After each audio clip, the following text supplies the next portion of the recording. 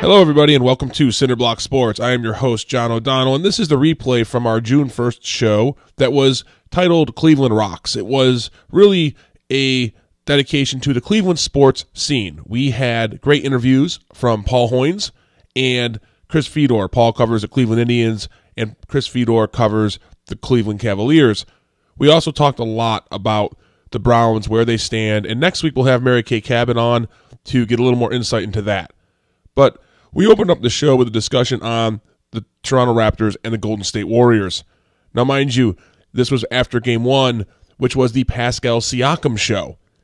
And I want to understand, or I want everyone to understand, that Pascal Siakam is a good player. He's probably going to win the Most Improved Player of the Year award, and he should. He is a very, very good NBA player. He may be a great NBA player, but he's not that yet. And in Game 1, he scored 32 points. I think he missed 2 shots overall, and the rest of the role players played very well for Toronto as well. And this was on a night where Kawhi Leonard looked human. He only had 23 points and 8 rebounds. Kyle Lowry regressed to the old Kyle Lowry that we've seen before. But Marc Gasol had 14 points in the first half. Danny Green seemed to remember how to shoot a basketball. And Fred VanVleet kept doing Fred VanVleet things in Toronto. Again, though, off the back of a career game by Pascal Siakam and great play by its role players at home after a 10-day layoff for the Warriors, the Raptors are up 1-0.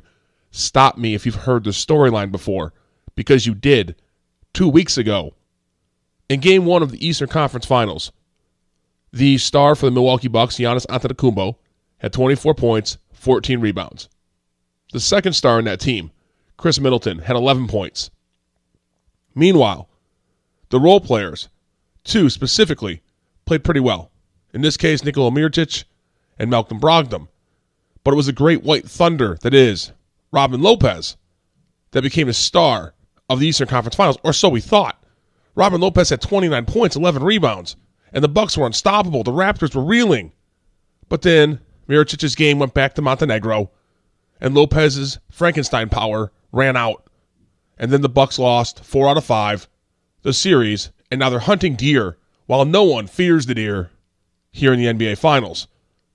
So let's take a breath. This series is not over. As we tape this replay, Game 1 is now over. Game 2 is tonight. But to think that the Warriors are done, to think that they cannot and will not win this series is laughable. This is a team that has 2 straight championships, 3 out of 4. Some of the best talent in the NBA, and one of the best players, if not the best players, recovering from an injury that I personally think will keep him out of the series and maybe keep him in Golden State. But we are overreacting to Game 1 held in Toronto where the home team won. And I get it, right? Everybody hates the Warriors. My wife hates Stephen Curry more than anything in the world, and she doesn't even know what best basketball is. So everyone hates the Warriors. I get it. But guys, the Warriors are going to boat race the Raptors. I mean, they're going to beat them bad. Game 2, they're probably going to win by 20, and this is going to be a 5 or 6 game series. It's great that the Raptors won Game 1. It's a good storyline. Kawhi Leonard is a great player. In my opinion, he is the closest thing to Michael Jordan we've seen. There's been a lot of talk about Kobe Bryant. Listen, Kobe Bryant wanted to be Michael Jordan. He acted like him. He talked like him. He studied film like him. There was a great documentary where Kobe Bryant says he wanted to emulate Michael Jordan, and he did, and he was a great player. And he had a killer instinct, all that. But watch Kawhi Leonard, guys. This guy takes over games just naturally. He doesn't have to try. He doesn't have to draw attention to himself. Matter of fact, it's best if he doesn't, because he's not exactly the most talkative human being in the world. Nobody wants to hear you talk, Kawhi, and that's good because you don't want to talk. Point is, his game, both in size, the way he plays, the way he takes over games, and the way it does not faze him, emulates Michael Jordan more than anyone I've ever seen. So he's a great storyline. The Raptors are a great storyline. But now we're going to have to finally put rubber to the road on this Kevin Durant thing. Kevin Durant hurt his Achilles. Everybody says it's his calf. It's not his calf. It's his Achilles. That's my belief anyway. And now the Warriors have played hide the ball with this injury. They said, you know what, Kevin Durant is out of game 1, but we hope he'll be back for the series. And everybody said, listen, this is starting to get serious here. What is this injury? So they say, you know what, never mind. He's going to travel to Toronto, which is usually an indication that the player is going to play on that road trip. Well, he's not.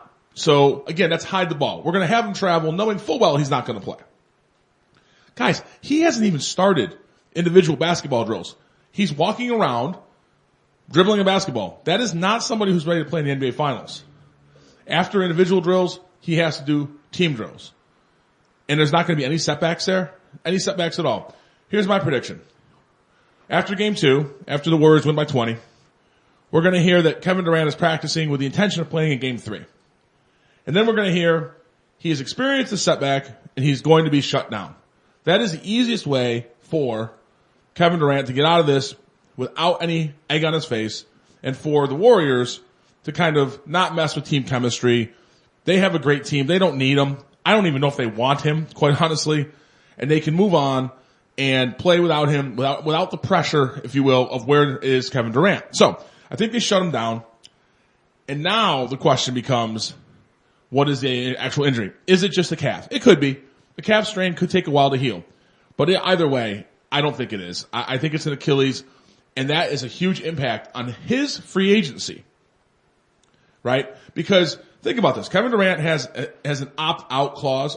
Technically, he can opt in with the Golden State Warriors, or he can become a free agent. The NBA needs the Golden State Warriors to break up. They need to get one of those stars off that team to kind of reset the balance of power in the NBA. Not only will Kevin Durant go, let's just say, to New York, team up with Kyrie Irving or whatever crazy person he chooses to team up with, but the Warriors will be human, if you will. They will not be the juggernaut that they currently are. They are unbeatable as constructed. They are unbeatable. They were a negative 150 to win the championship before the season started. That means you had to bet $150 to win 100. That's not the way sports is supposed to work. It's supposed to be a question of who the best team is. It hasn't been. And as long as Kevin Durant is on that team, we're just shuffling deck chairs on the Titanic here. That's all we're doing. So now, Kevin Durant, because of this injury, I think is less likely to leave. If it is actually a substantial injury, one where teams will question his ability, then why would he not just opt in for one more year? He's got a max contract there. I assume they're going to give Klay Thompson a max contract. Draymond Green probably going to have to leave at that point, money-wise. But that is still an unstoppable team. And that's really not good for the NBA. The NBA needs the balance of power to be reset. They need to have two stars on multiple teams with a chance to win this championship. Otherwise, perfect example, the Houston Rockets. Remember when we were saying, oh my God, the Houston Rockets can beat the Golden State Warriors? No, they can't. They got boat raced without Kevin Durant in games 5 and 6. And now Daryl Morey, who is the general manager of the Rockets, is looking to break that team up. Not only is he willing to trade everybody, including intern Joe, but he is willing to get rid of Mike D'Antoni, the head coach. They are in full panic mode, and this was the team that everybody pegged to beat the Warriors. If that team is panicking, then what do teams like the Cavaliers, the Memphis Grizzlies, the Pelicans, the Bulls, what chance do they have so long as the Warriors are fully intact? The answer is none. One quick thing that I'm going to delve into more on another show, but I think we got to start thinking about this, and it's kind of disconcerting. Are the Golden State Warriors in the same class as the great dynasties we've seen before? The 60s Celtics, the 80s Lakers, the 90s Bulls, the Lakers with Kobe and Shaq. Aaron, are they at that level? I don't believe so. 3 straight championships. I think 3 straight championships. You can't sneeze at that. You cannot. Right. But I think that if they don't get broken up, like you're suggesting, they can get there because they are a dynasty. There is no there's no disparity there. Right. It's Golden State and everybody else. And they're dominant. I mean, this isn't. I lived through the Lakers and the Bulls and the second Lakers with Kobe and Shaq. Kobe and Shaq were a good team, but there was always questions about whether they were going to beat the Kings. I can't believe I just said that, but it's true. Trailblazers. There were teams that could compete with those Lakers. There's nobody to compete with these Warriors. If they get 3 straight championships, I don't understand why there's this reservation. There's this hesitancy to put them up there. You know, people say, well, the 60 Celtics. Look, don't pretend like the 60 Celtics weren't loaded. You know, everybody says, well, the Golden State Warriors have Kevin Durant. They have the best players in the league. Sure they do. The Lakers, the 80s Lakers. They have the best chemistry in the league. I don't think they have the best players, but they have the best players that are playing together. I mean, okay, I think Steph Curry, top 5 point guard. Sure, top 5. Top 5 point guard of all time. Okay. Okay. Kevin Durant, top 5 player, top 10 player of all time. Klay Thompson, top 10 shooting guard.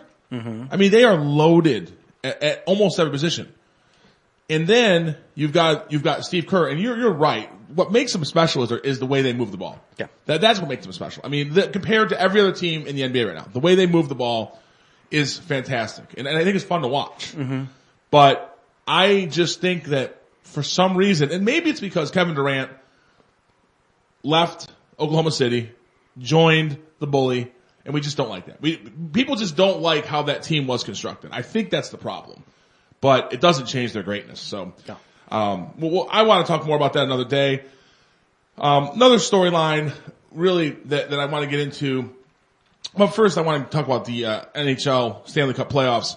I am not a huge hockey fan. I do like hockey. Was I wrong?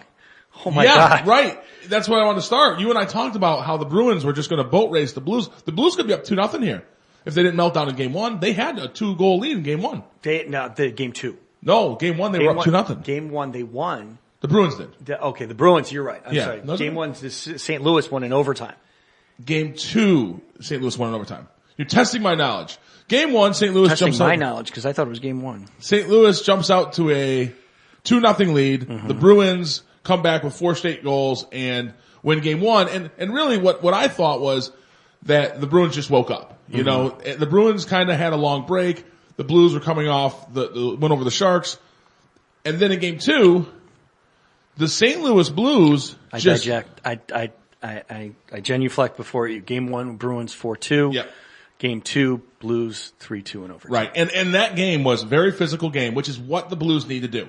They need to punch the Bruins in the mouth, M-O-U-F, as much as they can get away with. And they have a chance here. Now, I do kind of think this is a little bit like the Warriors-Raptors. I think the Bruins are going to win this series, but it's not going to be as easy as we thought. And what happens with teams that are supposed to win, and we see this a lot in sports, right? Teams that are supposed to win get tight if they start to trail, especially in a series. In a 7-game series, we see a lot of times the favorite will get a little tight. That's what the Warriors are going to have to guard against in the NBA Finals, and that's what the Boston Bruins are going to have to guard against Game 3 tonight in St. Louis. If St. Louis wins that game, it could be an interesting series.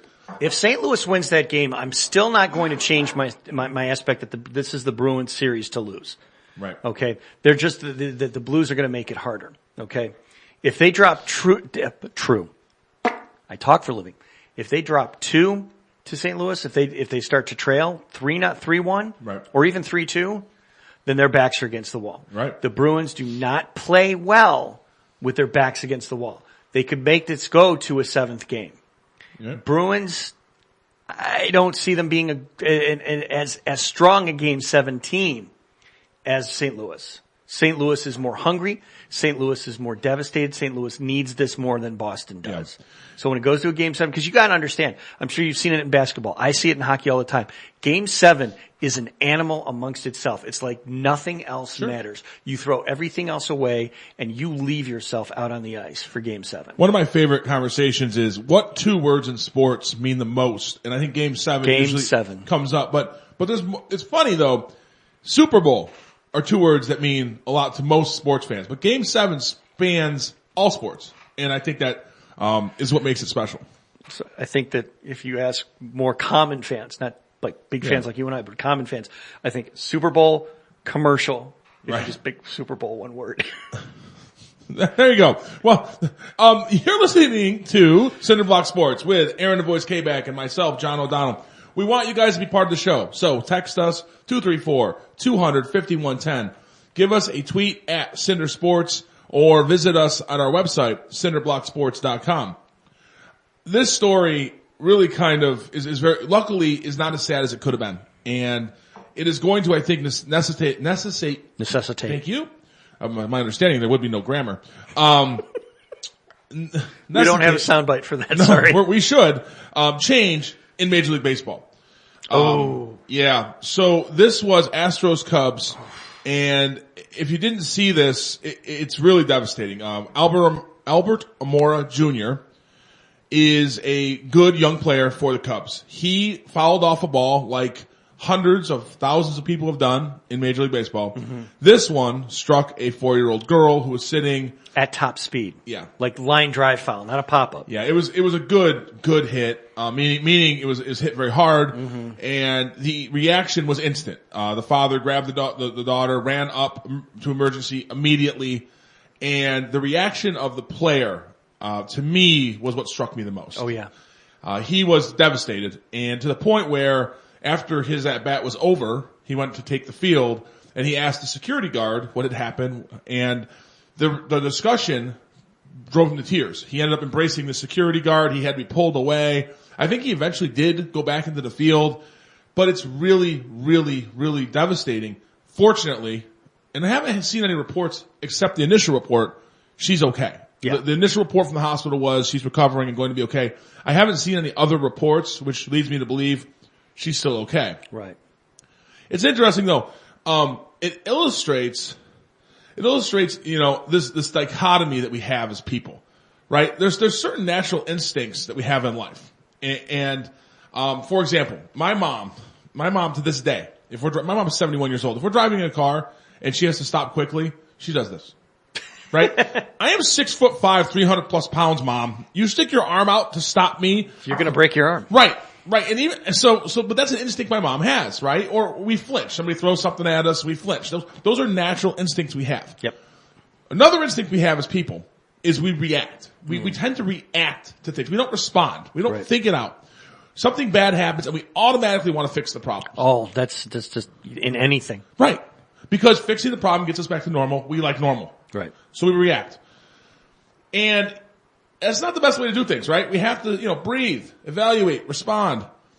People aren't real good at that, especially men. We don't like to do that. We are going to react, fix things. Yeah, well, that's one reaction. And so we see this happen, right? We see this ball hit this young lady and we want to fix it. Mm-hmm. On the other hand, right? We're reluctant to change. We want to fix everything right away, but we don't like to change. I always think of this, seatbelts, right? Somebody gets in a car accident, flies out a window and dies. We say seatbelt will save lives. Yep. And then when it comes down to buckling our own seatbelt or to automate seatbelts, if seatbelts save lives, let's just have them automatically click in. We say no. We're not accepting of that change. We know the reaction that will fix the problem, but we don't want to fix the problem. Right here, we have the same delicate balance, right?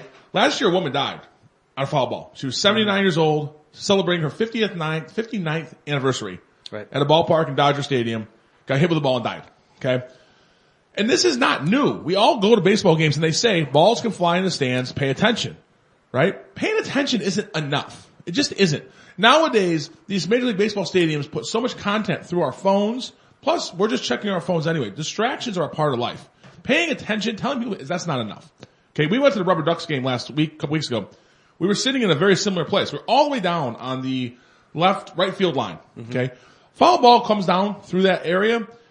I'm not sure I can stop that. It just isn't, I don't know. It's coming 100 miles per hour. My kids are at risk there. And that's something we all have to recognize and maybe look at fixing the problem. Not maybe. We need to fix the problem.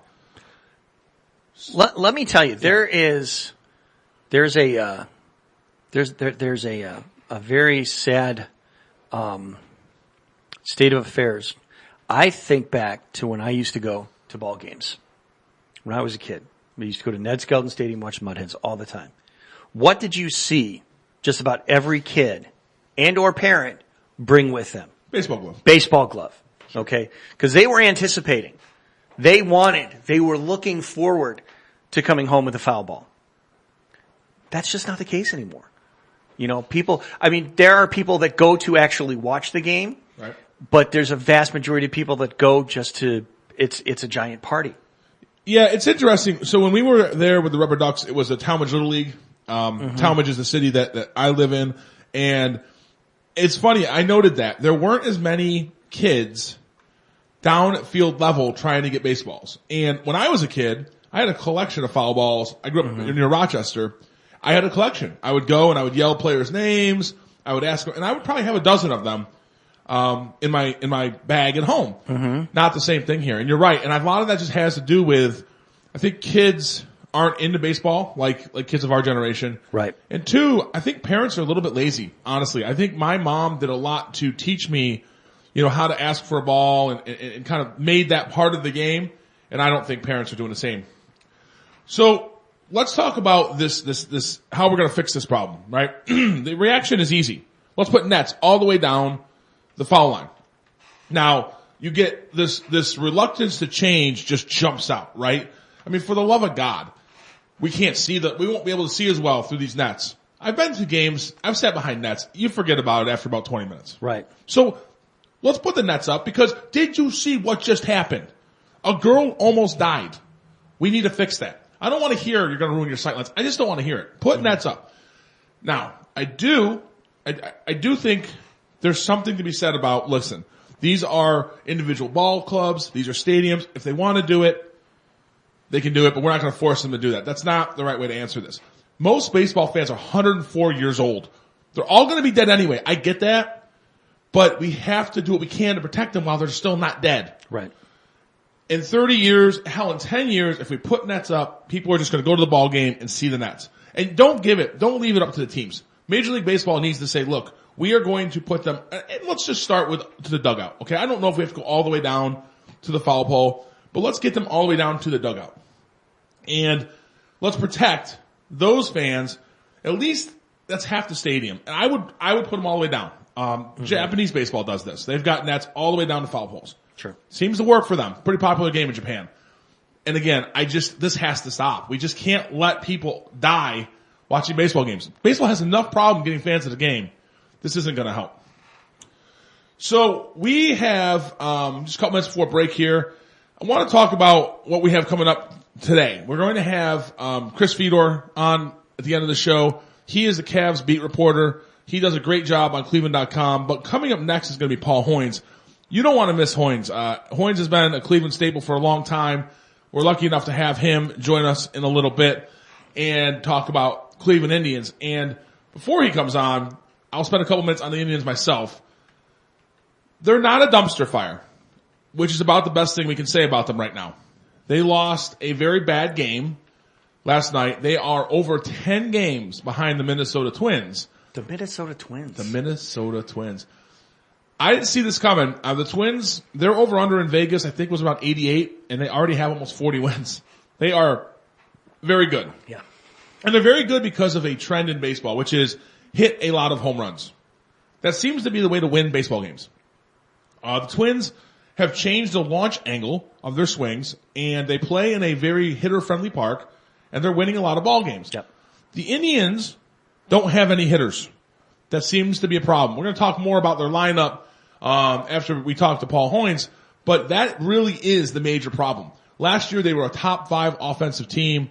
This year, they are a bottom 5 offensive team.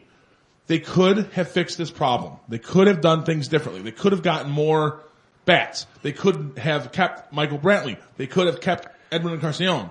They got rid of all these players and brought in me, Aaron, and Joe to try to win baseball games, and that's a real problem. We're going to talk about all that with Paul Hoynes coming up.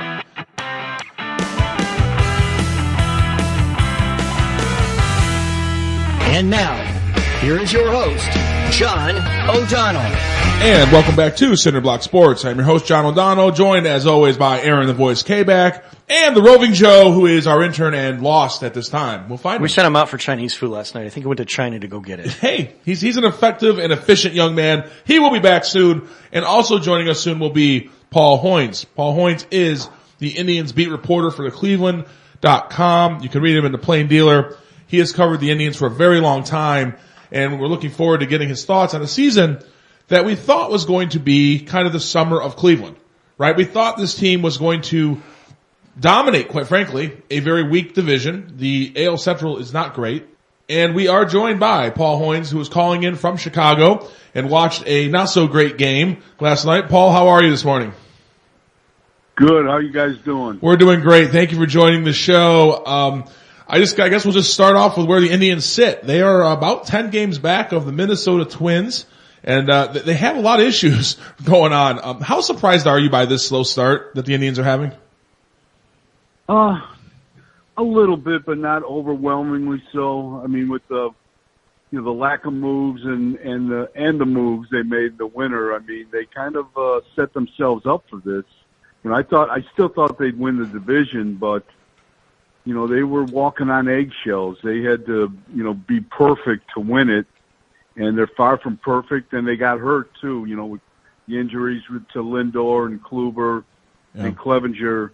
They couldn't afford those because they traded away all their depth and they cut payroll. So, this is, at this point, it's not a surprise because, like you said, they woke up this morning 10.5 games out of first place and the White Sox they're tied for second place with the White Sox. So, not a good situation. No, and I guess there are a lot of issues. I mean, injuries are going to hopefully heal and we'll see what happens there.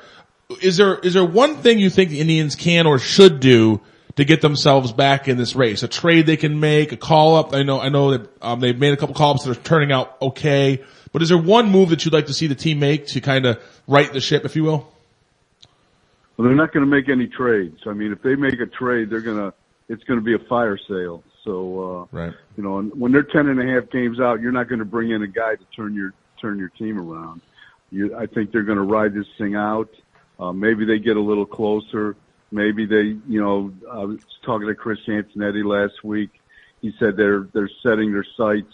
They want to get back in the division race, but they're also, looking at the wild card race. And when you're talking wild card race in May, that's a red flag to me. So we'll see about that. But if they make any moves, people are going to be leaving. They're not going to be coming in. Yeah, and that would be a disappointment, right? I mean, we thought this team was going to compete at least for an AL Central title, and if they fire sale, Kluber goes and what have you, for prospects, that would be disappointing, I think, to Indians fans. Let's just talk about the Twins real quick. I know you've seen them play, covering the Indians. How good is this Twins team? I mean, I'm surprised at how they're performing, but how good are they in your eyes? Well, Derek Falvey is running the Twins. And he came from the Indians organization, smart guy. And in the era of home runs, Derek Falvey went out and signed home run hitters. Imagine that. He didn't get rid of home run hitters like Edwin Encarnacion and Yonder Alonso. They added Nelson Cruz and Jonathan Shoup and Marwin Gonzalez and a couple other guys, and they're just beating the daylights out of the American League by hitting the long ball. Now, sometimes that can backfire. Power hitters go into slumps, but right now they're one of the best teams in the big leagues, and their pitching I think has benefited from an offense that really scores a bunch of runs. I don't think their pitching is great, but when you're scoring 6, 7, 8 runs a game, that covers a lot of sins in the pitching staff. Yeah, I wish the Indians had that problem, scoring 6 or 7, 8 runs a game. We're lucky they scored in a week sometimes. Speaking of the offense, what is wrong with Jose Ramirez? I feel like he's kind of just lost what he had. Is there an injury? Is it a mental thing? Even his fielding seems to be suffering. Like, what's going on with him right now? Yeah, I don't think he's hurt.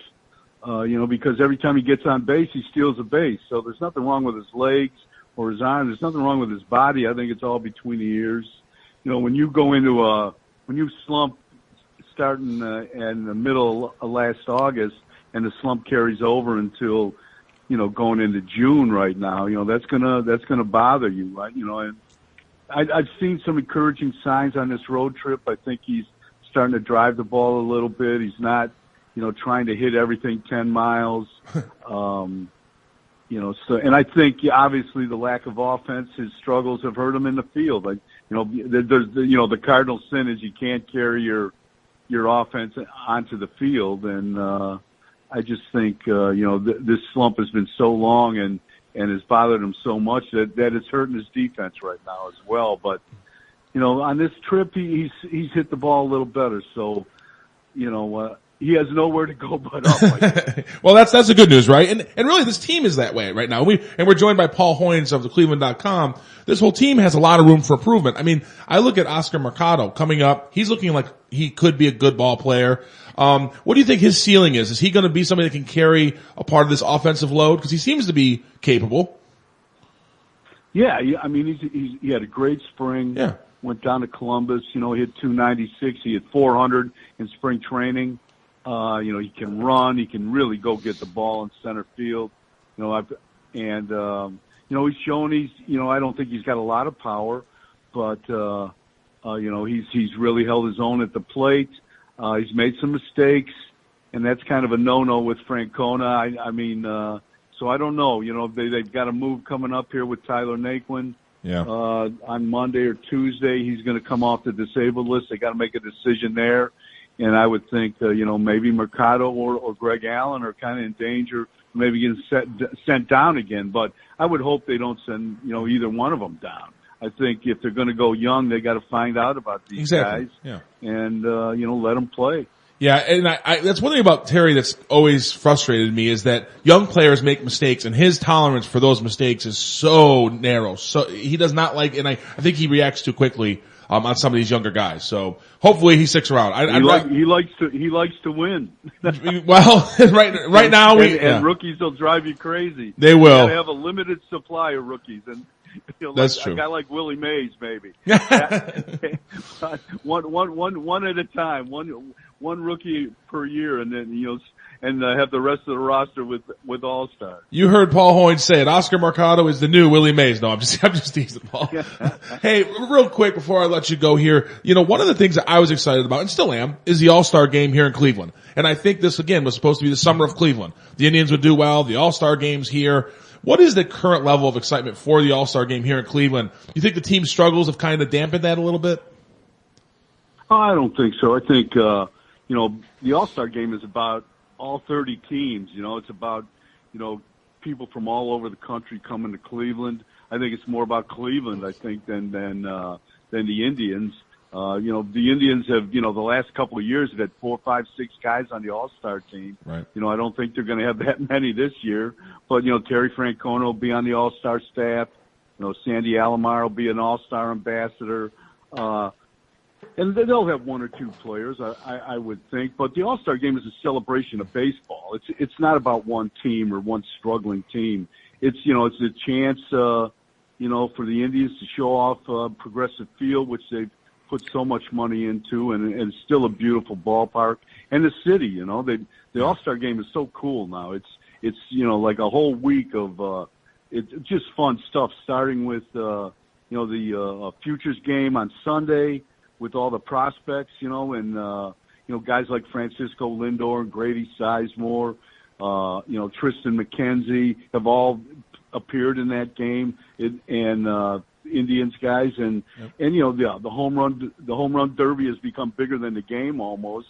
And then on that's on Monday, and then Tuesday's the All-Star game, but it's fun. It's a great experience, and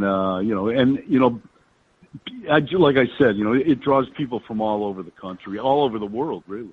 Yeah, and I agree with you. It is a celebration of baseball. I just wish we would have had the chance, to see Jose Ramirez be hot, be in the home run derby. That hometown player being in the derby is a big deal. We saw Bryce Harper, and we're just not going to have that this year, I don't think. And I think that's a shame. But you're right. Overall, I think the game is going to be awesome. The weekend is going to be awesome, and I'm looking forward to it.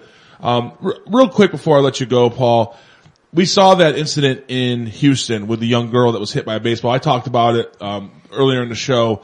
Would you like to see nets extended down the foul lines here to prevent that kind of thing from happening? Do you think baseball is looking at something like that?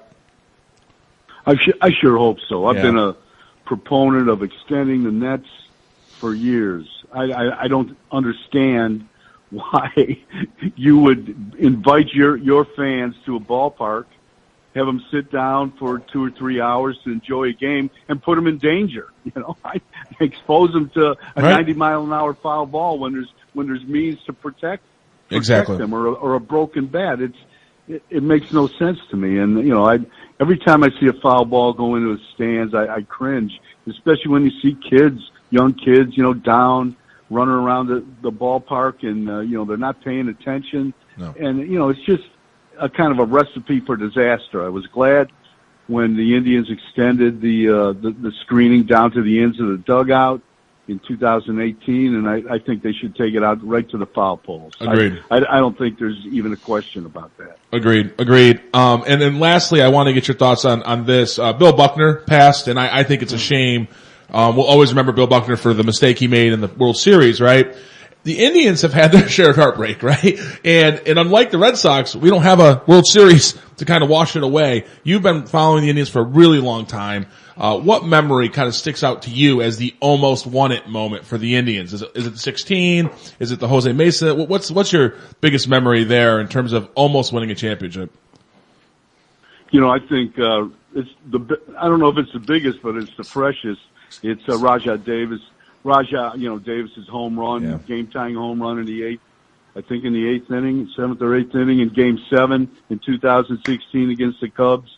I thought that's a moment that, you know, I could, you know, that's a moment where, you know, you could almost you could take that moment to the grave and not, even if the Indians never win a World Series. I think that was a moment to remember, you know. And I just remember in 1997 in Miami, when they lost Game 7 in 11 innings, and going down in that locker room, and just the exhaustion from those players. You know, everybody was they were just drained. It was, you know, they'd played 19 postseason games.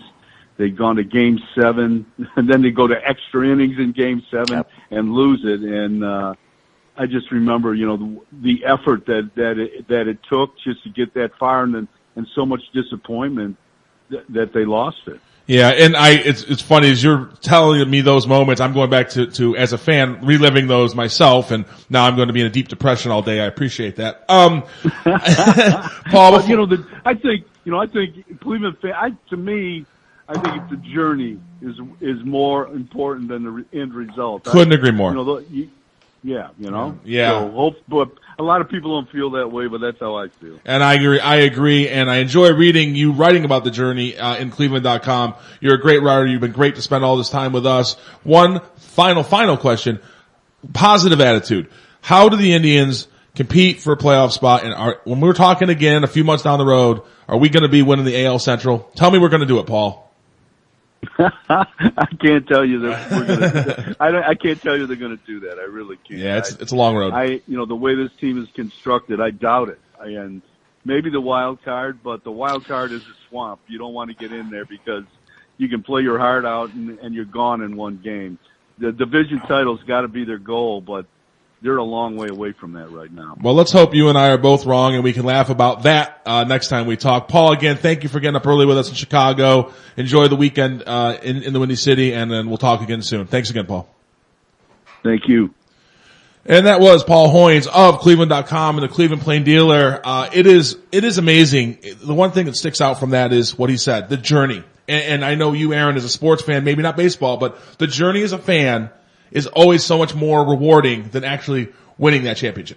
I'll tell you, when he was talking about 16 and that Game 7, I remember I was working from home, and I was working a second shift job, and my office is on one side of the upstairs, and my bedroom is on the other, and my wife had that game on, so I'm sitting here, I'm listening for my phone to ring while I'm trying to watch the game. And it rang maybe once a half an hour. So I'm watching this game, the phone rings, I'm like, damn. So I go answer the phone, I help the person out, I come back, I'm like, what happened? Yeah. And it's that kind of thing. I think back to 97 and Jose Mesa coming in the ninth and just handing that game away.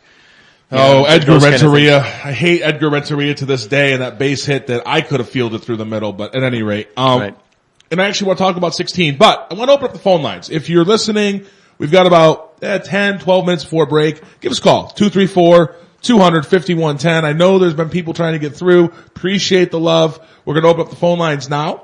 and we will open them up again after our interview with Chris Fedor at the bottom of hour 2. My story about 16 is I think interesting. My family goes to Disney every year. We go with oftentimes go with a dear friend of ours, and we'll call him Matt to not name names on the radio, but Matt and I were watching Game 7, and he is not an Indians fan. He is also a terrible human being and was picking on us mercilessly. And now I go to Disney with him, but he's a terrible human being. And you would think Disney would change that. He's a handsome fella. He's 6'5", has a goatee, dark hair. He's a handsome fella. We often got mistaken for brothers, growing up and being buddies, but terrible human being because he just picks and picks and picks. And of course he was rooting for the Cubs just to irritate me. Right. And then Rajai Davis hits a home run and I go absolutely nuts, except I'm in a house with 5 sleeping children. So by going nuts, I'm air punching and screaming at the top of my lungs with no voice. I'm just yelling, mouthing yelling. It had to be the funniest thing in the world. And then of course we lost anyway. So. I've got an air punching story for you when we go on a break. Who doesn't? This is a beautiful one, but I did want to touch on one thing that we kind of glazed over here as far as the Indians are. I was kind of looking back to how they've been doing. Previous years, they've been able to really manhandle the AL Central and really struggled against just about every other division in baseball. Yeah. You're seeing a paradigm shift now where they can beat teams like Baltimore, like Toronto, like Boston. Yeah.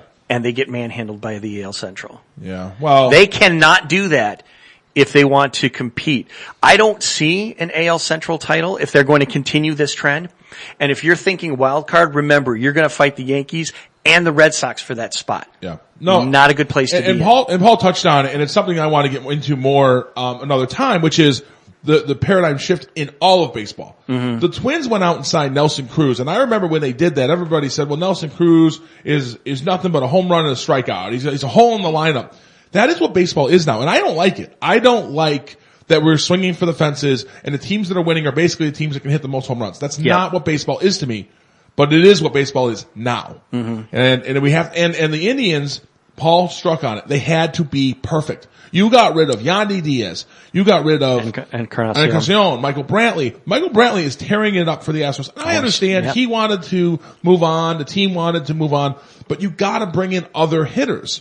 You know, when they brought in Encarnacion, it was because they'd gotten rid of Alonso, and they didn't bring anybody in. And I love Oscar Mercado. I do. But then you've got Bowers as our DH batting 200 with like 2 or 3 home runs. Mm-hmm. He's horrible. He's horrible. You look at this lineup.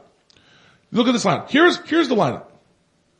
Lindor, Mercado, Santana. Now, Kipnis, we would all say, oh, Jason Kipnis. Jason Kipnis has batted 200 for the last 3 years. He's washed up. Yeah. Jose Ramirez. Okay, last year Jose Ramirez in May 30th was batting 300 with a 1.03 OPS. That's what is that? OPS. On base percentage. On base percentage plus slugging. So he was ripping the cover off the ball. And he had 18 home runs. Now he's batting 209 with a 6.23 OPS, and he has very few home runs. And the point is, he's not good. Bowers, not a good hitter. Allen, not a good hitter. Plawecki, not a good hitter. I don't even know if he's a Major League Baseball player, but apparently he is. He's the catcher. And Leonardo Martin. Okay, that is not a good lineup. That just is not a good lineup. There's no pop in that lineup other than Lindor and Santana. And if Santana wasn't having the year he's having a fantastic year. If he wasn't having the year he was having, this lineup would just be absolutely awful. And it's not good as it is, but it would be absolutely awful. Look at last year. Lindor, Brantley, Ramirez, Encarnacion, Alonso, Melky Cabrera, then Kipnis, Gomes, and Allen. There were 6 professional hitters in that lineup last year. There might be 2 or 3 this year. I'm spacing on the name, but when I tell you this, you're going to know exactly what I'm talking about. We had an outfielder, big, tall drink of water, always loved to run into the walls, and got himself injured a handful of times. Richie Sexton? No. Okay. More recent. Well, I don't know who. I don't know. We're talking in the 70s, the 80s. No, last year. Oh, last year. I don't know who that is. I'm going to have to dig deep here, but I'm thinking of that because I'm looking at our current roster. He's not even on the roster. No. And he was another one of those where it's like Tyler Naquin? He was great in the field, Yeah. And we need defense. Yeah. Let's not kid ourselves. We need people that can not only catch but throw. Grady Sizemore? No. I used to love Grady Sizemore. I was at Grady Sizemore's first Major League game. And look, here's the other thing. The injuries are not helping. And Paul mentioned that too. The injuries are not helping. Having Kluber get hurt, not good. But Kluber, before he was hurt, was not good. He's been struggling all year. Clevenger, that was devastating because he was absolutely lights out. He had 22 strikeouts in his 12 innings that he did pitch, and he was throwing BBs. And now with that back injury, you wonder, okay, he's going to come back, but how effective is he going to be? And if Carrasco would stop eating cookies and live up to his nickname Cookie, we might be a little better off. He's got a 276 batting average. The pitching just isn't what it needed to be. And again, we're talking about an era where hitting is dominating baseball, and we're relying on guys like Shane Bieber, and Trevor Bauer to carry this team, and a lineup just isn't good enough to win. It just isn't good enough to win. And that is a very frustrating thing for Indians fans. We aren't winning the wild card. Paul mentioned it. We're not winning the wild card. We're just not. And we're not going to beat the Twins either, unfortunately. And again, this is where the finger gets pointed for me. The front office. I understand how baseball works. Financially, we were in the hole to start with. Okay. Revenue sharing in baseball is the worst compared to the other sports. The other sports have national TV contracts that generate a lot of revenue. And as a result, teams don't really even need to do much to make money. They just get national revenue from TV contracts and broadcasting contracts. Baseball's not that way. It's largely a regional thing. There's not a lot of national baseball contracts. We see some on ESPN, but not like we do for football and the NBA. As a result, a team like the Indians and other mid-market teams, the Twins are in this boat. Kansas City Royals are in this boat. They don't have as much money as the Yankees, who have the Yes Network and can just generate millions and millions and millions of dollars and spend that. So you have to do things correctly from a financial standpoint. But when you have an owner basically telling us that they're not going to sign Lindor, then you have to make what moves you can. And they could have made more moves. Yeah. I get that the financial situation is tight. I understand how it works. But you have to win games to drive attendance. They're not doing it. And this is the end of the run. I just feel like Paul kind of hinted at it. I think a fire sale is coming after the All-Star break. I think they're going to sell off Kluber, Ramirez, and a number of other players. Bradley Zimmer, who's what I was thinking of. Oh, I didn't even know he played baseball for a living. Almost. Like I said, a great fielder, a lousy hitter. Hey, he's Mr. and Mrs. Zimmer's favorite player. Thanks. We are up against the break at the top of the hour. When we come back, we are going to have Rick Carpenter, my co-host from Bad Friend Choices, join the show. We're going to talk Browns. We're going to talk Cavs. We're going to talk the NBA Finals. Don't miss that. We are Cinder Block Sports, and we will be right back.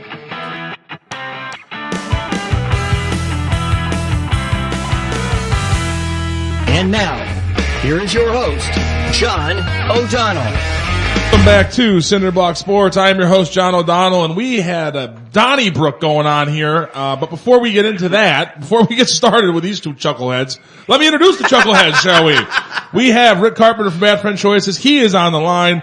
And Rick, before we get into sports, tell us what we got going on at the Windsor Pub this afternoon. We got Erica Dawn showing up at 1 o'clock. Big upcoming new country artist. She's really, I found her on YouTube after you told me about her. Yes. And I love her voice. She kind of gives me a little bit of a Reba reminder. I agree. So, listen, guys. Look forward to that. And yeah. She's opening up for David Onco and Big Smoes at Summer, so she's finally catching on. She is. I've seen her live 3 times now, and I saw her acoustically, and I've seen her with Big Smo a couple times. She's great, guys. You find her on YouTube. She has a lot of good songs out there. And if you want a tasty beverage and a hamburger and want to hear some music, go to the Windsor Pub in Akron, Ohio at 1 o'clock. It's 1 to 3, right, Rick? Is that when the show is? 1 to 4. Oh, I'm sorry. I was told there'd be no math. Yeah. Okay, all right, now that we were friendly with one another, let's get into it. It was my understanding that there would be no math. That's right. That's our show title. So, Rick, you were listening to the show. We love that you do. And you heard my suggestion that we put nets down the lines. And you think what of that suggestion? I think you're nuts. Just like you think LeBron's greatest basketball player ever. You heard that too, huh? All right. Well, listen. Go ahead. I want to hear why I'm nuts. And listen, I may be, but I want to hear why. And I agree. There's everything so much going on nowadays. But when you go to a ball game, you're going to break away from reality. You're going to see your stars play the game. You're going to see your idols. You're going to spend time with your family. Get off your phone. Put your phone down. Wear a glove. Thank you. Sit next to your kid so your kid can actually, so you get hit with the ball, not your kid. I mean, this happens very rarely. Very rare. There's baseball games played every day. And you hear about this once a year. Well, is it a tragedy? Yes, it's a tragedy. I mean, don't go and change the game. I would argue that you're not changing the game. And I hear what you're saying, Rick. You and I grew up watching baseball, going to games, getting foul balls, seeing the game from those seats is an experience. I don't think adding nets is going to change that experience. I think people will get used to it within 10 minutes. I mean, I don't see it as changing the game. And you're right. It doesn't happen a lot, but once is enough. We just can't have, like as Paul said, you can't invite people into your stadium and put them at risk for physical harm. It just isn't right when you can fix the problem cheaply and effectively. Well, you're at risk for physical harm at a basketball game. You can get mowed over by a basketball player. Should we put hockey glass around it?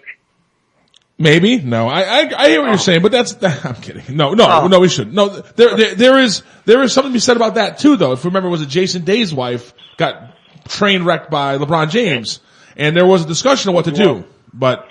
Yeah, well, you want to do that, then why are they allowed to attend live golf events? You get hit with the ball at any time. True.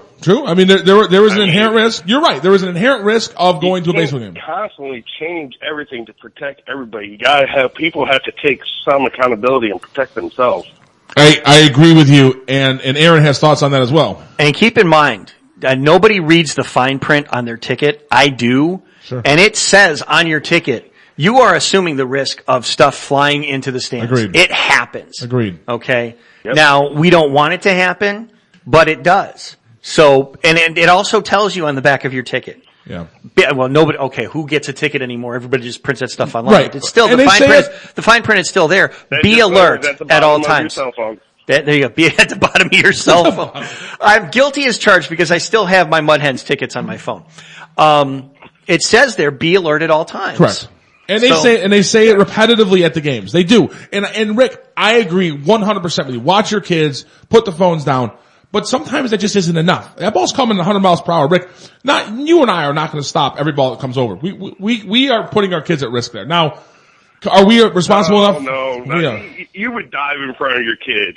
I would, but what if I missed? I mean, I just feel like, if you miss, you're not going to miss. You're not going to be like Jason Day and get up and get out of the way so his girlfriend can get crushed. You know I love you, John. Here we go. Look at the size of you. You're going to protect that child with just like the top half of you alone. Fair enough. And it's good. I'm jumping in front of a bullet for my kids. Agreed. It goes a little faster. Agreed. I get it. And I understand your guys' point. I think in this day and age, again, we're talking about a day and age where 8 people won the spelling bee this week. Oh Lord, I so want to get into that. But we're talking about a day and age where we do helicopter parent our sports. We just do. We put too many protections around them. This is one that's going to be instituted. And I'm not against this one. I'm not. But Rick, you made a good point about what about basketball? What about golf? It could go too far really easily. So that's a really good point, and I'm glad you made it. I don't get it. It's just everybody wants to blame everybody else for everything that happens to them.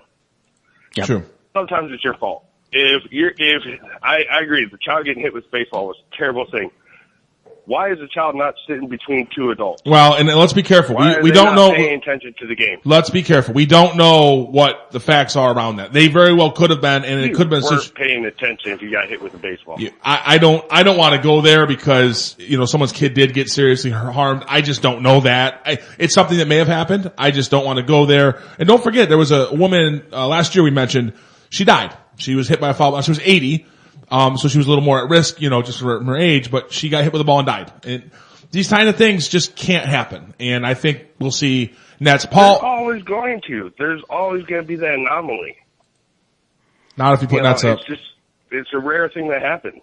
And I can't believe I'm saying this. I'm completely on Rick's side here. There are 162 games times 15 teams. Times 15 teams because 2 teams are playing against each other. Heard that math thing again. I got you. Okay. Yeah. I don't remember. There's not going to be any math. I'm doing the math for you. God. Okay. This was one child who got hit by a line drive. And believe me, I watched it over and over again. The first time I saw it, I teared up because immediately I imagined my daughter getting hit like that. Right. And it was hard to watch. But it happened once in what are we talking about here? Maybe 1,500 times? 5,000 games a year. 5,000 games a year. Yeah, Rick can do the math for me. He's sober for the moment. That's why I don't go to the bar because if Rick does math. But it's like winning the lottery. If the players in the game say we should do it, and the people who cover the game say we should do it, I have to trust those people that they know what they're talking about, and I agree with them. We should put nets up. And well, then we have to get rid of boxing. We have to get rid of UFC because people die in that too. Yeah, it's slightly different there. Slightly different. You're going a little far on that. Yeah, you are. I think you are. Cause that's. Someone's still dying in the middle of a sporting event. But that's a participant, whether not a child. Competitor or not. Well, you're actively participating in a sport versus sitting in the stands. Those are 2 very, very different things. Very, very different. Let's argue about something else while we're here. The NBA Finals are 1 game in. Rick Carpenter, who wins the NBA Finals? Toronto. Because Golden State is screwing up. And that's our show. Bring back players that have been injured and screw the chemistry of your team up to get the players that you've had on the roster back into the rotation. It's kind of screwed up. They lost game 1. They're going to lose game 2 because they're going to try to use Cousins more. And in game 4, when they bring Durant back, that's going to be a dumpster fire, and they're going to lose that one. So that'll be 3 that they lose, I guarantee it. Okay, let's unpack that a little bit. You don't think that the Warriors can beat the Raptors in game 2 because Boogie Cousins is going to play 5 more minutes? I mean, that's a little bit of a I think Boogie's going to play a few more minutes, and it screws up their rotation. It screws up the chemistry. When that team plays its best, Draymond Green runs the show. Draymond Green facilitates everything. He's the captain on that floor. Yep. When he's playing at his best, it's weird because I said this last night. Curry and Klay Thompson are both great players. I love them both. Curry is an all-time great shooter. Neither one. Klay Thompson's never going to be Batman, right? Correct. He's never going to be a number 1. He's never going to be a number 1. That's right. I agree. I think Curry is like a pseudo Batman because the real leader on that team when they're playing at their best is Draymond Green. He gets everybody going. He's the one that runs the whole show. And when you start putting in other Durant and all that, it takes away. Look at the numbers. They're better without Durant. They have won a lot of games. They're different without Durant. I'm talking about. I hear you. Points allowed. I hear you. Their field goal percentages. They win a lot with Durant too, though. Better without Durant. They win a lot with him too, though. I understand your points, but at the same time, you don't take the best player, one of the best players in the NBA, off a team, and they get better. They get different. And it goes to how good that team is, right? I mean, that team is just ridiculously stacked. Now, you're talking about Boogie Cousins taking Jordan Bell's minutes. I don't think that's going to be a problem. And we saw this in the Eastern Conference Finals. Robin Lopez. That was a thing. That happened. And the Bucks still got beat in 6. I just don't think that Pascal Siakam is going to score 32 a game and the Warriors are just going to roll over. I think the Warriors are going to boat race the Raptors. I think it's 6 games. No, but I don't think Kawhi Leonard's going to have a bad game 2. I don't think he had a terrible game. And keep in mind, Andre Iguodala did not play well. Kawhi Leonard had a bad game for Kawhi Leonard. For Kawhi Leonard, but he had 24, 8, and 6. It's not like he scored 0. He wasn't Kyle Lowry out there. No, but you let him rest for a game. You honestly let that kid get rest because he didn't play. He guarded Draymond Green. So Draymond Green's not as much of a scorer as he is a facilitator. True. So he didn't really have to do as much there as if he would if he's chasing Klay and Curry around. He guarded Klay Thompson quite a bit in that game as well. And you got to remember, Iguodala, who's probably the most underrated player in basketball as far as history goes, that man just does everything. Robert Horry is hurt. Yeah, he's dinged up. Iggy's hurt. He's dinged up. Now, look, but again, we're talking about one game in Toronto. The role players for Toronto, they played as good as they're going to play. Those 4 guys, Green, Gasol, Siakam, they're not going to play that great every game. And they really did play their hearts out. Van Fleet, that was the fourth. Sorry. Gasol was so wide open, it wasn't even funny. I think one time he turned around and saw the basket and almost stumbled because he didn't realize how open he was. Yeah, and he made 2 or 3 threes, and he won't. I mean, again, those role players played great. The Warriors role players played terrible. That was really the difference to me, and I don't think you're going to see that 4 games out of 7. I just don't. I think that the stars are all going to wash out, and the role players are going to decide the series, and I think the Warriors role players are better. Here's something you got to look at too, though. Role players normally take a little while to get their nerves under control when the finals happen. That's pretty much a problem you have. The superstars, sometimes they're ready for it, sometimes they get jittery, right. But the superstars are pretty much ready. But it's the role players that have to get their emotions in check and everything. Well, you let them do that in game 1. And that's a scary thing because this team's now ready to go. And you look at Golden State, you're like, okay, Cousins, is he ready? And it's not so much that he's going to take Jordan Bell's minutes, it's the fact that he needs the ball. Durant's going to be ready in game 4. And it's not so much that he's replacing, I can't remember who he's going to replace. But he's going to take shots away from Curry, and he's going to take shots away from Klay Thompson. And it's just the ball movement stuff. They don't move. You talked before about how good a ball movement Golden State has. They really do. It's the best in basketball. It's San Antonio like basketball until you put Durant in there, and it becomes ISO basketball. They have 2 championships with Kevin Durant leading the way with 2 NBA or Finals MVPs. That team can win a championship. A LeBron James-led team that plays ISO basketball right back at you. And that's what killed the Cavs, because they wouldn't move the ball.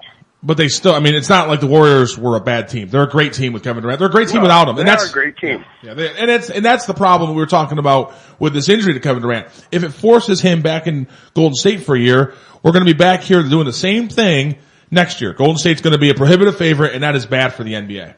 So they're talking about him being ready for Game 4. He's got to get his butt out on the court, or he has to stay in Golden State. I still think, and that sucks. Yeah, I still Don't think let him stay in Golden State. No, I agree, and I think they're going to have a setback. I think we're going to hear, again, as you and I have talked about, I think this injury is more serious than letting on. I think you're going to hear, I know they're saying Game 3 or 4. I bet you when he gets out for workouts, they're going to say, you know what, we had a setback. But we'll see. Well, I don't think it's his Achilles like we thought, though, because they're seeing footage of him walking. So if it's his Achilles, he'd have a boot on. He'd have a boot on. Walking in, yeah, maybe. In a shoe.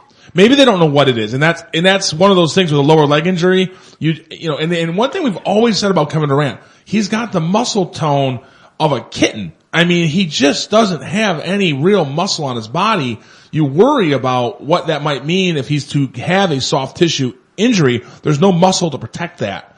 And who knows? Well, you gotta remember, he's not 28 anymore. He's 31. So sneaking up on him. For his style of ball and everything, I mean, he doesn't have that bulk. Right. He doesn't like being bumped. So he's no LeBron James. If it's no, that's LeBron's gift.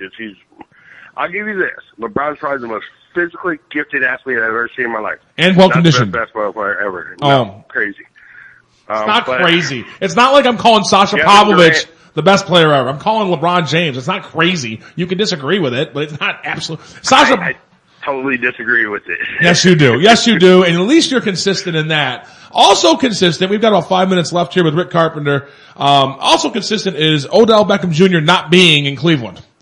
We talked about this last week. Mary Kay Cabot wrote another article where Freddie Kitchens was less than 100% supportive of Odell. He basically said, we need him in camp. He's missing the offense. Is this getting to be concerning here with OBJ? No, I mean, it's just a diva wide receiver. You gotta get used to it. We finally got a superstar on the team. He's gonna do what he does. I know we, as Cleveland fans, we all bitch about the diva wide receivers and everything, but this is what you get when you get one of them. He'll be there. As far as needing to be in training camp, he'll know the plays in week 1. I mean, a receiver runs, 9 routes? And he's the number 1 receiver every time, so it's not going to be difficult for him at all. I think it's just they need something to report. They got to put something out there. Plus, Freddie Kitchens has to take a stand. He's a rookie head coach. He's got to look like he's got it under control. This guy's got more pressure on him than any rookie head coach I've ever seen in my life. What about Chip Kelly? I mean, it's going to be... What about Chip Kelly with the Eagles? Chip Kelly tried to reinvent the wheel. Isn't that more pressure? Because Yeah, well, Kitchens not Chip Kelly tried to bring in that new offense. And what happened with that is he ended up killing his players. Yeah, they just didn't have the stamina. I agree, but they also had a 26 touchdown, 2 interception performance by Nick Foles. I mean, it worked. And yeah. I agree with you that Freddie Kitchens has a lot of pressure. And it's just a different scenario. When Kelly came in, you're right. We knew what we were going to get with Chip Kelly because he had been a head coach before. None of us know what we're going to get from Freddie Kitchens as a head coach. None of us know. And I hope it's fantastic. For Cleveland fans, I hope it works out. This is not good, Rick. You can't have OBJ not coming to OTAs. Go ahead. No, and here's why. Last year with New York, right, where he didn't want to be supposedly, he showed up. Why did he show up? Because he wanted a contract. Now he has a contract. He's not showing up. I agree it's a diva thing. I disagree that it's not important because, yes, they are installing a whole new offense to OBJ. And yes, it's running routes. But you have to know how the routes are run within the offense. You have to have practice doing it. He's not getting that. That's not good. How long has he been playing receiver? For his whole life, I'm sure. How many years? For his whole life. Yeah. Dude, there's only so many routes to run. All he's got to do is learn the language. It's not rocket science. It's not rocket science. I'm pretty sure he'd fail at that. And math. It's not rocket science. You're right. But it just, is it better if he's there? The answer has to be yes. It has to be yes. Now, is it the end of the world? No. There. And it would help Kitchens out if he was there. Right. And you and I have had this conversation, and it's one of those that I like having. There's just so many questions. It's going to make the season so much fun. It really is. One last thing. We have a couple minutes left. Actually, we have like a minute left. Colin Cowherd and Baker Mayfield got into it again. This was, Baker calling Colin a liar because Colin Cowherd said sources told him OBJ did not want to go to Cleveland before he was traded. Real quick. I don't think Colin Cowherd's a liar. You don't get to where he's gotten lying. Number 2, Baker Mayfield needs to stop fighting with the media. What the hell is he doing, Rick? Colin Cowherd and Skip Bayless and all of them have been caught in lies before. And I do agree. I think Landry and Baker hooked this up last year with Odell. They were working out with him last year, taking Instagram photos with him last year, hanging out with him this year.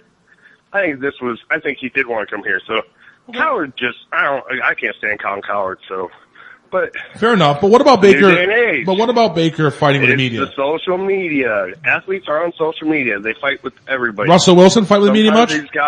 Aaron Rodgers? I don't know. Tom Brady? I live in Seattle. I don't follow everybody. Is this a Cleveland story? This isn't a Cleveland story. It's a national story. Baker fighting with Colin. Well, we would know. It's always a national story when it's the Browns now. If this was last year, it wouldn't be a national story because it'd be the Cleveland Browns. Rick, you just said something that is so awesome. And I'm not a Cleveland fan. I mean, I root for the team now that I live here. But I will tell you just said something that I hope resonates for years. It's a national story because it's the Cleveland Browns. It's been a long time since we could say that. That's awesome. That's great. Yep. It's a great place to be. It has been forever. Rick, we got to take a break. I appreciate you so much jumping in and filling in for me here when Mary Kay couldn't make it. I will see you at 1:00. Everyone, please get down to the Windsor Pub. Watch Erica Dawn and say hi to Rick and me. Rick, really appreciate your time. Thanks, bud. All right, bye. And we will take a break and be back with Chris Fedor, beat writer for the Cleveland Cavaliers.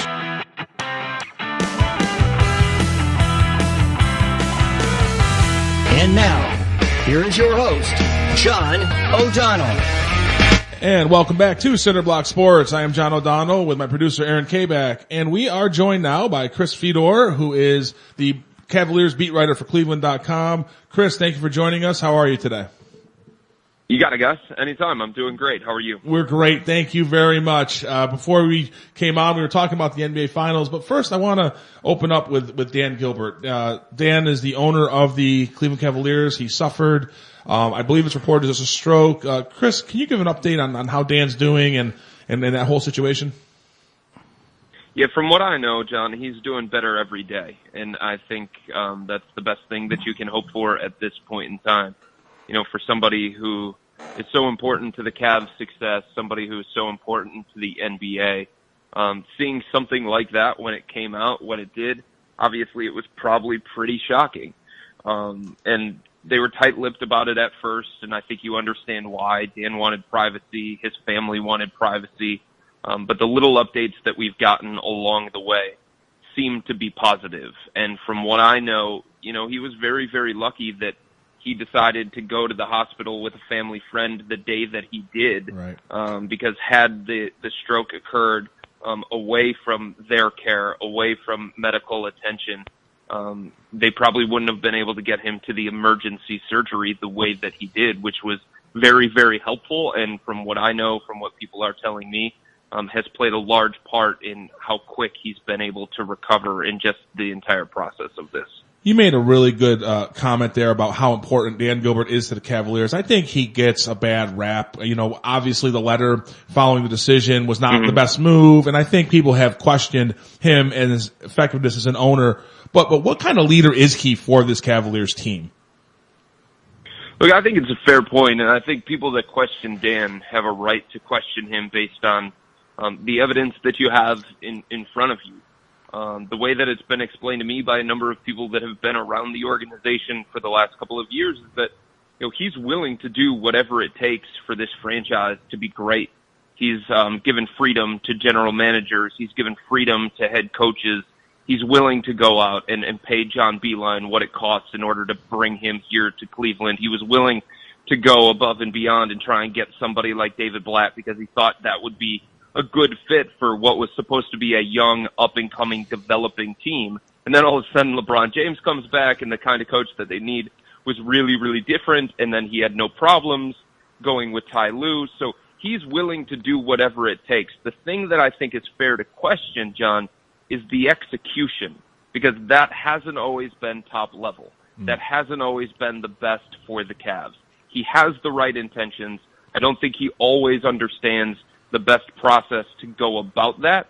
But I think a lot of people that have worked for him and around him will say that not a lot of owners are like him in the sense of giving everybody the freedom to do the job at the highest level. The one thing that I think he needs to understand moving forward, though, is that he needs to let his people do the job that he hired them to do. And sometimes he oversteps. And I get it. It's natural. He's the owner of the team. He wants to be involved in these big decisions. He's always wanted to be involved in those big decisions. I think he's always going to want to, but he has to put more faith and belief in the guys that he hired to do those jobs, because they're the ones that put in the background. They're the ones that do the work behind the scenes. It is a common issue with ownership in sports. We see that, you know, the meddling of an owner can really affect the team. We're glad that he's doing well health-wise.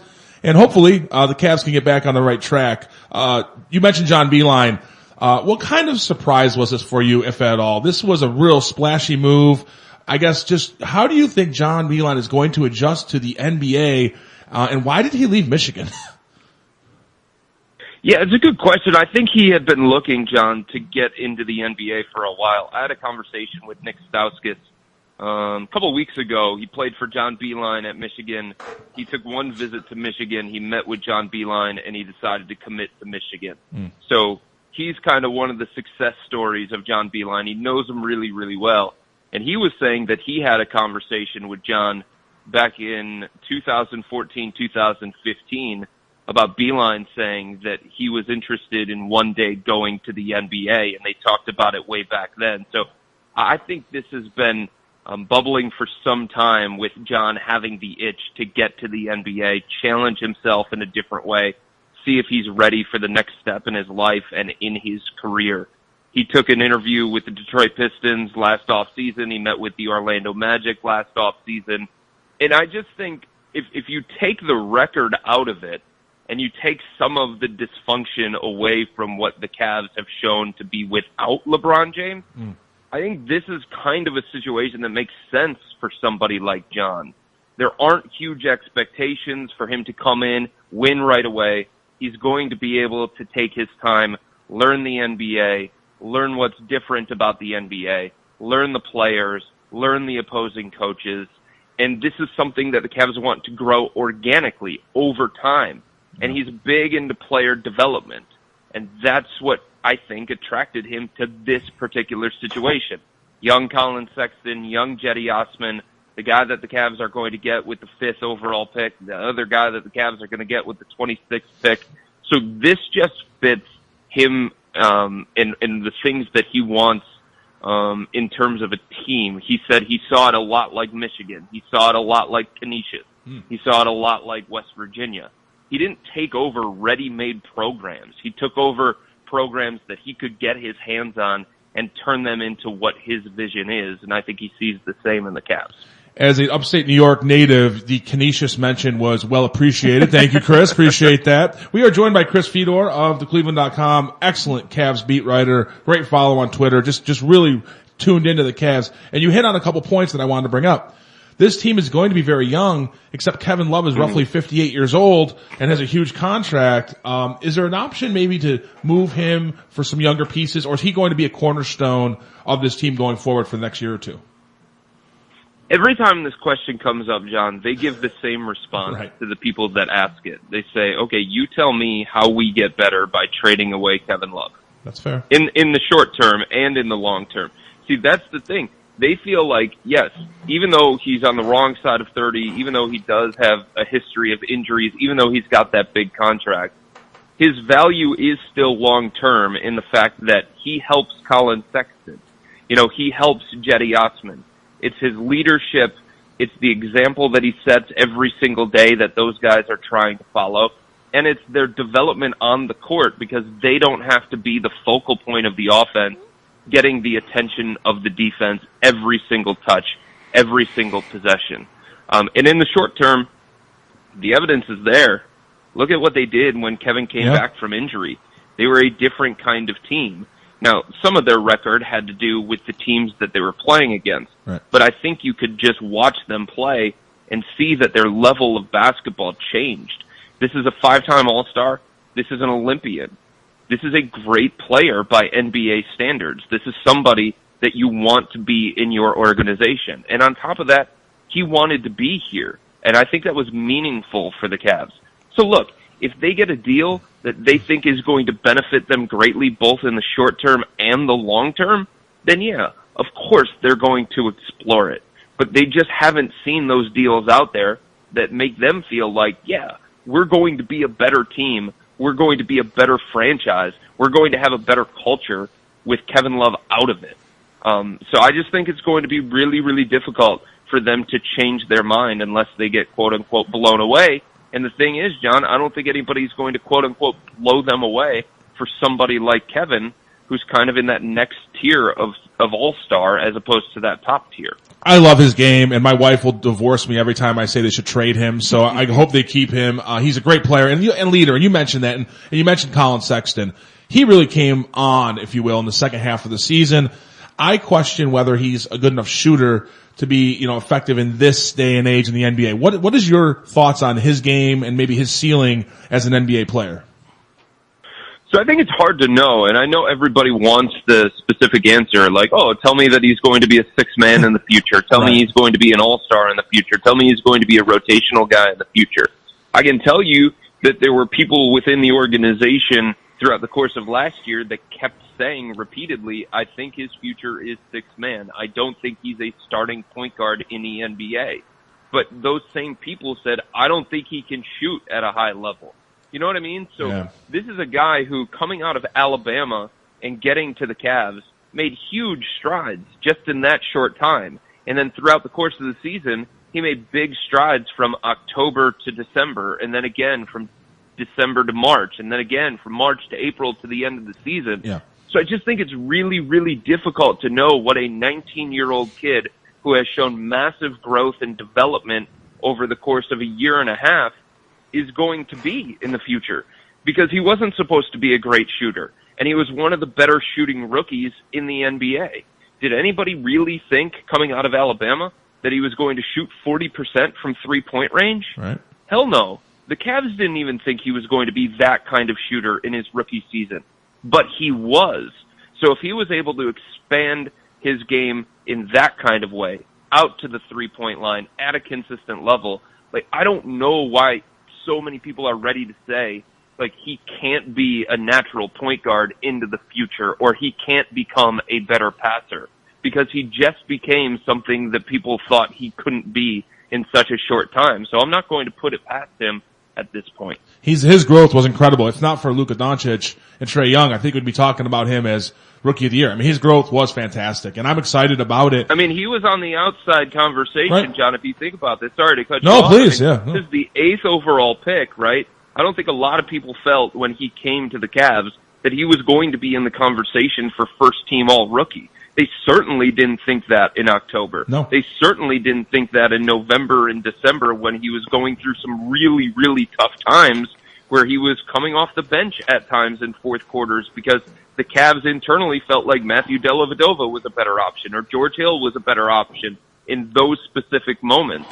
So if you go back to where he was in November, getting worked by Kemba Walker, getting worked by Luka Doncic, there's nobody that would have said, oh yeah, he's going to be in the running for first team All-Rookie. But guess what? He was, and that shows immense growth and development, and I think that should lead people to say, yeah, maybe there's a little bit more here with Colin than what I think is on the surface. I agree. And like you just said, he's 19 years old, maybe 20 now, and he is going to grow and grow. And I like what you said. Who are we to say what he's going to become? It's going to be exciting. Yep. And he's going to get teamed up with the number 5 pick. And we'll be joined by Chris Fedor. Chris, I appreciate your time. I'll get you out of here soon. But the number 5 pick, the number 26 pick, you did a mock draft recently. Where do you see the Cavs going with that number 5 pick?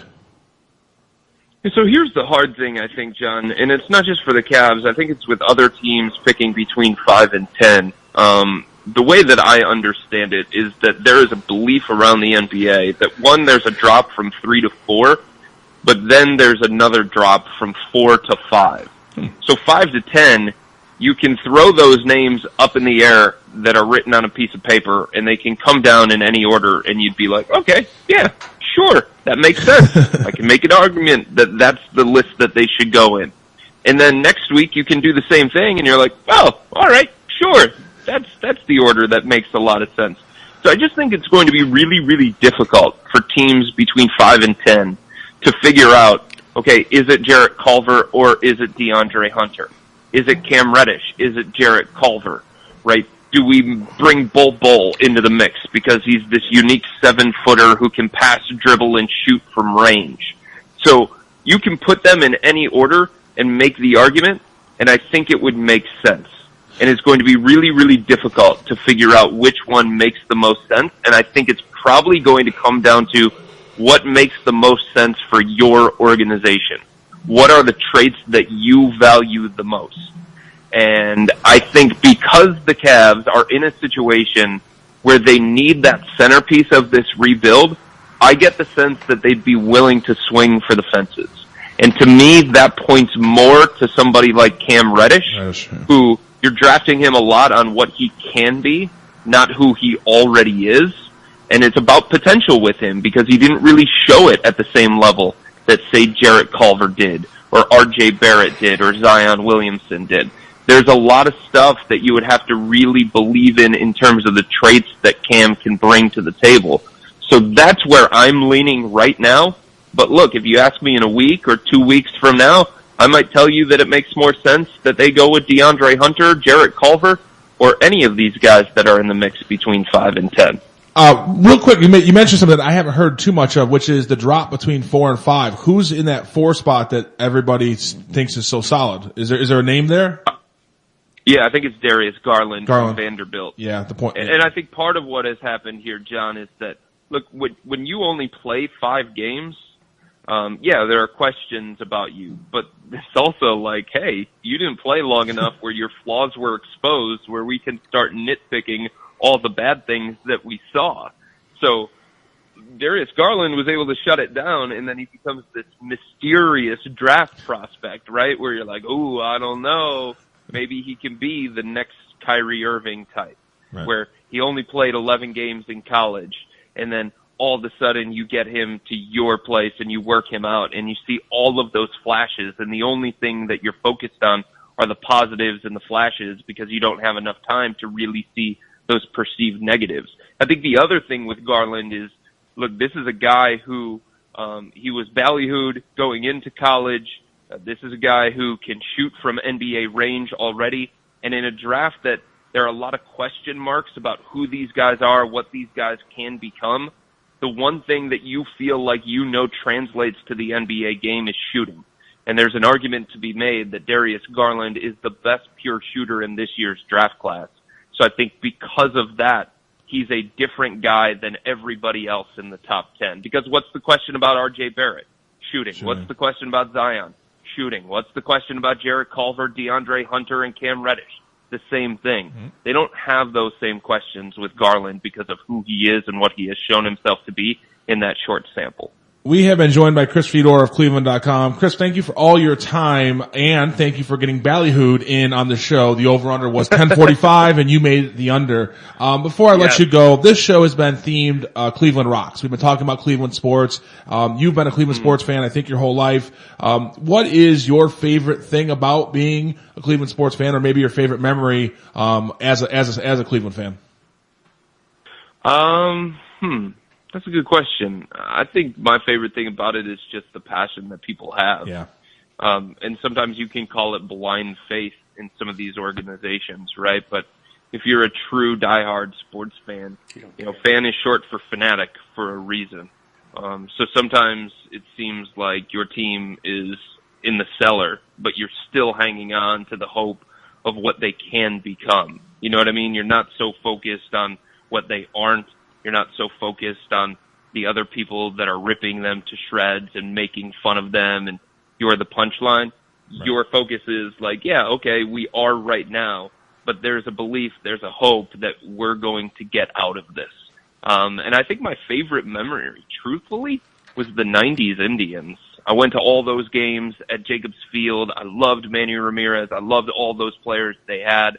I think the first time I ever cried in a sporting event was when the Indians lost in the World Series to the Marlins. I remember I was watching it with my dog, Champ. He was sitting there on my bed right next to me, and I just lost it.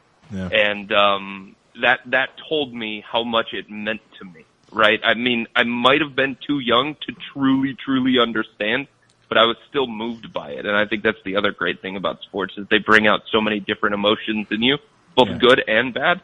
And I don't know that any other thing in life really does that. I say it all the time. The greatest thing about sports is we can care so much about something that in the biggest picture doesn't mean all that much. We can really get emotionally vested in something that in our real lives, we can take or leave it. And I think that's a great thing about sports. And I'm a Bills fan, so you want to talk about crushing losses. I got plenty of them for you, Chris.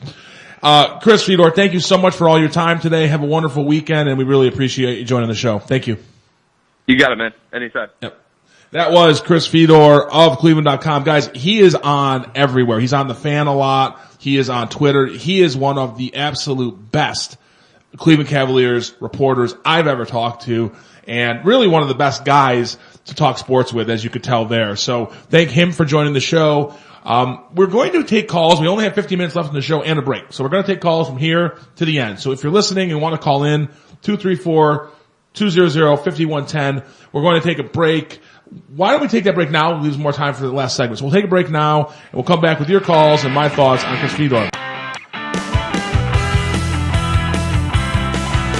Here is your host, Jon O'Donnell. And welcome back to Center Block Sports. I am Jon O'Donnell. I have been joined all show by my producer, Aaron the Voice K-Back, and we have had a great show celebrating Cleveland sports. And I asked Chris Fedor, who was in the last segment here, what his favorite memory was a fan and why he likes being a Cleveland fan so much. And he mentioned passion. And I have to tell you what, I come from upstate New York where Buffalo Bills football is really the only major sport we have. And so everybody in the Rochester area is a Buffalo Bills fan, and we have a passion for our teams. But Cleveland fans are just some of the absolute best and most diehard. I mean, you don't have to go far. They were 0-16 and 1-15. And now they have, this rabid fan base hoping for a Super Bowl. I mean, they just don't give up on their teams, whether it's in season or out of season, and that is really impressive. I know, we were talking, during the break, Aaron, your memory as a Cleveland fan, and what it means to you. As we were talking on the break, my most fondest memory as a Cleveland fan, and I actually remember 97 a little bit better than Chris, because I think I have a few years on it. Apparently. Well, when he mentioned that he was too young to really appreciate it, I was like, how old are you? Well, we're not going to ask his age, but you're right. Well, like I said, I advertise way too often. I'm pushing 50. So, and this will tell you, my most fondest memory was before I was even a Clevelander, was Len Barker's perfect game. And it meant a lot to baseball because perfect games really meant something. I mean, the game of baseball was really a cathedral of sports, even back then. Yeah. So when somebody threw a perfect game, it made news headlines, not just sports headlines. And I thought, at that point in time, I was barely 10, and I really didn't know what a perfect game was. And I had it explained to me, and then I thought, okay, well, that can't be so hard.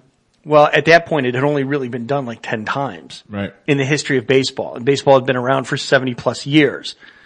So, absolutely. And this is coming from a kid from Toledo who has the Detroit Tigers jammed down his throat all the time. Yeah, and 23 perfect games. 21 in the modern era. And I have to say this about baseball. Only sport, right? Or only thing ever with a modern era. With a modern era. And that modern era begins in 1900. Yeah. My modern era starts somewhere in the 2000s. It does not start in 1900. But anyway. Baseball. You think about the modern era in hockey, it only started in like 1970 when they expanded from 6 teams. Right. And what's interesting about baseball is its history. And the perfect game is one of those things I don't think we'll see many. I mean, we already aren't seeing many. We only have 23. The most recent was Felix Hernandez in 2012, and I remember that. He was on my fantasy team. Mm-hmm. But not just perfect games, but no hitters, things like that. The pitching has become so specialized. 100 pitches has become this magic number that we just don't see pitchers going. We don't see pitchers going complete. I remember there was a stat that used to really matter. There was a game, the Indians were playing. The Indians were pitching, and I can't remember if it was early this year or late last year, but 3 pitchers combined for a no-hitter. Yeah. And I thought that was insane. If he's no-hitting, I don't care if it wasn't perfect, but he's no-hitting into the 7th, let him finish. Or at least let somebody wreck it before you pull him. There used to be a belief that you let them go until they give up a hit. That is no longer the case, and it's a shame because shutouts. I remember shutouts on the back of baseball cards. That was something you would look at. Mm-hmm. There are no more shutouts. Nobody cares about shutouts. It doesn't happen. Yeah. So, and again, it's the evolution of the game, which I don't like, but it's the way it is. We have been really busy this week, so we didn't have a ton of time for calls. If you want to call in at 234-200-5110, we will take your calls till the end of the show. Other than that, I do want to get into this Browns thing a little bit. I always hesitate here. I'm not a Browns fan, but I want the Browns to do well for a couple reasons. 1, it's good for the city of Cleveland. 2, it keeps Ricky from jumping off of a bridge. So there are a lot of personal reasons that I want the Browns to do well. And this is just, to me, fascinating. This team, let's remember now, 0-16, 1-15, 7-8-1. Those are the records the last 3 years. And 3-12 the year before? The year before that. Since they came back, they were 95, 224-1. That is a winning percentage of 30%. That is not bad. That is terrible, awful, horrible. And really not worthy of the fan base in Cleveland. It really isn't. But imagine another city where this happened, okay? Where you go almost winless in 2 full seasons. In Buffalo, they moved the team to Toronto. That's done. They're done. There is no more team in Buffalo. In Atlanta, the dozens of fans that go to those games would stop. Mm-hmm. In New York, they would set the stadium on fire. But Cleveland fans, not Cleveland fans, they are ready to go. They are ready to go. They were 1-15. They put Baker Mayfield in. It starts to turn around. And they are ready to go. This is a Super Bowl quality roster, talent-wise, and Cleveland fans deserve it. But I don't know if we are putting the cart before the horse a little bit. We are. Everybody keeps pointing to last year. 7-8-1. Fantastic. Okay, listen. One of those teams they beat had a winning record. One of those teams. Their record against 500 or better teams, 1-6-1. That is not good. No. They beat a lot of below average teams. That makes them a average to below average team. That's what they were. Now, they've added a ton of talent. But let's not make this seem like Baker Mayfield and the team last year were world beaters. They weren't. They were under 500. He is a sub 500 quarterback. Is he talented? Of course he's talented. Of course he's talented. And they put a lot of talent around him. But this is not a great team. And you've got a division where you have two very good teams. The Steelers, great offensive line, Hall of Fame quarterback, great wide receiver, good defense, and a championship coach. That is formidable. Formidable. A word I did not think I was going to get right. The Ravens won the division last year with Lamar Jackson, who can't throw a football, which is fairly important as a quarterback. He's going to get better. They have a great running game and a good defense that got a little banged up. They got rid of some pretty important pieces. But they brought in Earl Thomas. They have a great running game. Lamar Jackson's a good athlete and a decent quarterback. We'll see. And they're gonna rejigger the offense to fit him better. Cincinnati Bengals suck. And the Browns have a lot of talent because that's what John Dorsey does. He brings in talented football players. Legal issues, character issues, and chemistry issues be damned. He brings in great football players. What happens? Well, Tyreek Hill happens. Tyreek Hill beats children, and he plays for the Kansas City Chiefs for now. Kareem Hunt happens. He kicks women, and he plays for the Cleveland Browns now. That is not a good recipe for me. I don't like character issues coming into a team. I get the talent is needed to win championships. I get that. But you can't tell me you get better bringing these pieces of shit into your team. I just don't believe it. Find talented football players that don't beat women and children. John Dorsey also brought in Sheldon Richardson. Sheldon Richardson has had lots of legal problems. Okay. We talked a little bit about Odell Beckham Jr. That guy is an absolute nutcase. He proposed to a kicking net after he lost a fight to said kicking net. The guy has issues. He's not here. He's not developing his team. I respect Rick's view on football more than most people that I talk to. It is a big deal when your wide receiver, your top wide receiver, is not in camp developing chemistry with his quarterback, learning the offense. Freddie Kitchens in a newspaper said, I want to see him here. He's missing the offense. What do you think he's saying privately? I can tell you what he's saying privately. I just would get arrested because it's lots of four-letter words. It's not a good situation. There's a lot of questions here, and you've got a rookie coach who hasn't coached at Pee Wee or middle school or high school or college. He's not a coach of the game. And you've got this dumpster fire of potential issues. Now, again, talent wins games. Baker Mayfield's a talented guy. Jarvis Landry. Odell Beckham Jr. It is embarrassing. You go down the list. Duke Johnson isn't even going to play football on this team. It could probably start half the league. But you've got a defense that has Olivier Vernon, Myles Garrett, two good young cornerbacks in Denzel Ward and Greedy Williams. There's a lot of talent on this team. But I just don't know if it's going to be 13-3 or 3-13. It could be either. It really could be. What do you think the Browns do in 30 seconds? I think we're time. I think that this is a team that is heavily talented, but they're going to need time to gel. They're going to need time to get to know each other. I think the whole Odell Beckham thing is blown out of proportion. He is an outstanding receiver. I think he's going to come into the actual training camp, not the OTAs, but the actual training camp, ready to learn, ready to gel. But don't expect big things from this team right out of the gate. Let them get to know each other for a couple of years, and then we might, knock on Formica, look like Golden State Warriors. But not right now. Slow down, Cleveland Browns fans. This has got to get time to build. Very exciting show. Very exciting time for the Cleveland Browns. I want to thank everyone for listening. My guests, Chris Fedor, Paul Hoynes. Tune in next week for Mary Kay Cabot. More Browns talk. This has been Cinderblock Sports. Hope you enjoy your Saturday and your weekend. We'll talk to you next week.